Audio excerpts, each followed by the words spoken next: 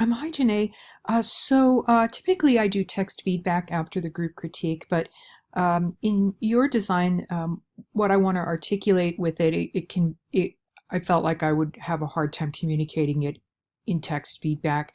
Um, Anyhow, so that's why we're in the video. So you have Sweet Dreams, very nice colors for that. I think that they're very appropriate. And so for your design, you have I really like the shapes you have. They reminded me a little bit of dragonflies when I looked at them, or just things that are sort of in motion or flying. It really seemed appropriate to the dream idea and this sort of sweet dream quality.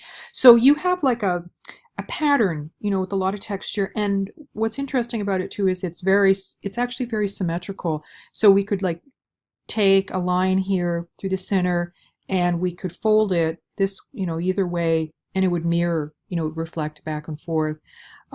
So what overall, I think your color application is quite good. And so the only thing I thought might be interesting is if you actually made your color choices more symmetrical, like you down here. So right down here, this is symmetrical right in here. But then I thought, well, would it be interesting to? So the reason why I was sort of leaning towards symmetry is the first thing that I looked at was this, because this is the first thing that caught my eye, was this like bright green. It's like the lightest and maybe the most saturated color, and so it makes this area in the design come forward quite a lot, and it attracts a focal point. And yet, in a symmetrical design, it sort of kind of in a way is a little unbalanced. If you have a symmetrical design and you pull the eye over to you could do the center of it and pull our attention to the center, but when it's off to the left or the right, it doesn't feel like it's quite balanced. So I'd be inclined to match the colors here, right in here. You could either go with the green. I feel like that green is maybe a little bright, so I might be inclined to maybe make one of the other colors, like maybe let's just look at the pink here.